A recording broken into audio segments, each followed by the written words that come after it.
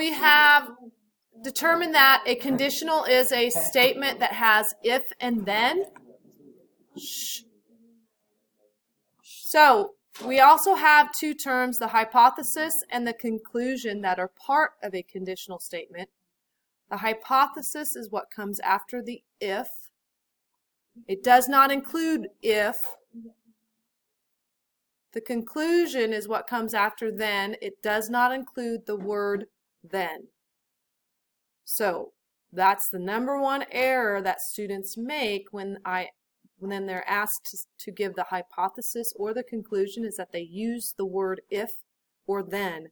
And that's not part of either. You do not use the word if when you're talking about hypothesis or then when you're talking about conclusion. It's what comes after those words that are important.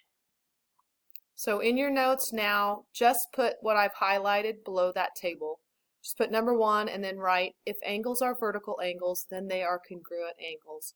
And then I'll give you instructions on what you need to do after that. Okay, so you're going to do what was done in the example up here. I want you to underline the hypothesis with 1 line and the conclusion with 2 lines.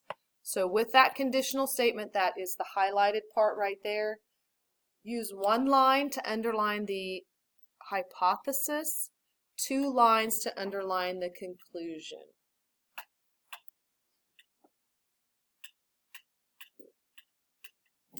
So challenge, tell me, what did you underline once as the hypothesis? Angles are vertical angles. Notice he did not say the word if, because if is not part of the hypothesis. What did you underline as the conclusion, Elena? They are congruent angles, so that should be underlined twice. Very good. Okay, let's do another one quickly. Okay, now you're going to put example number 2 in your notes, and only what's highlighted here. So on number 2, you're going to put, if an angle measures 90 degrees, then the angle is a right angle. Follow the same instructions. You're going to underline the hypothesis once and the conclusion twice. Madison, what did you underline once as the hypothesis? Very good. Notice she did not use the word if, because that's not part of your hypothesis. Connor, conclusion is what? The angle is a right angle. Very good. All right, the last thing we're going to put in our notes is what's called a counterexample. So go ahead and write that word down, because we're going to define it here shortly, as soon as I move to that. Here we go. A counterexample is an example that proves a claim is false. Put that in your notes and then put this example, and we will talk about coming up with a counterexample for it. One of the counterexamples would be 3 plus 3. So here we've got 2 odd numbers, 3 and 3. We add them and it gives us 6. 6 is not odd, it's even. So we've come up with one counterexample, so we would have to say that this claim is not true for all.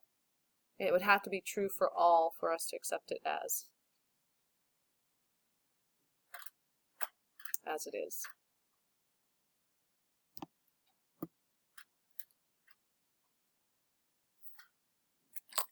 Okay, so now I want you to put whatever I highlight in your notes. So number 3, here's our claim. Actually, let's include the word claim. The claim is that squaring a number will always make it a greater number. That's the claim. So your job is to see if you can find a counterexample where it's not true, where squaring a number does not give you a larger number. So write that in your notes, and then I'll give you a couple minutes to see if you can come up with a counterexample on your own, and then I'll give you time as a group to discuss that at your table. So first couple minutes, try it on your own, and then I'll let you work together. Squaring means you multiply by itself. You multiply a number by itself. So 2 times 2, or 2 squared is 2 times 2. So that's squaring, just in case you didn't know. Now, your table, did you come up with an example? What did you come up with? So 1 squared is 1, and 1 is not greater than 1, right? It's equal to. So there's a counterexample. Middle table, what did you guys come up with other than what was just said? 0 squared is 0, right? And 0 is not greater than 0. So that is a counterexample. Good job. Right table, what did you guys come up with?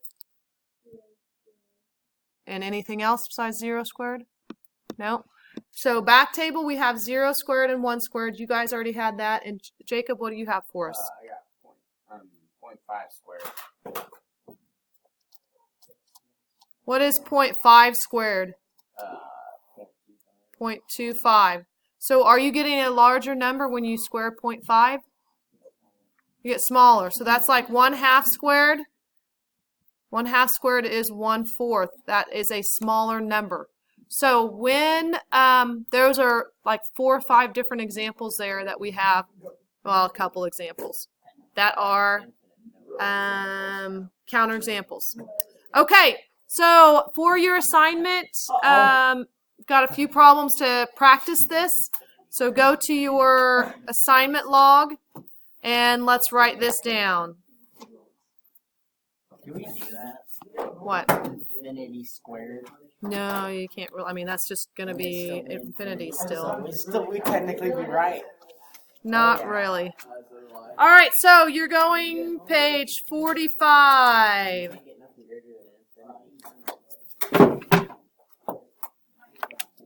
Five through 8. And then 13 through 16. Okay, so the first 4 on 5 through 8, those are counterexamples. You're coming up with a counterexample. And then the last 4, 13 through 16, you are stating the hypothesis and the conclusion. Due tomorrow.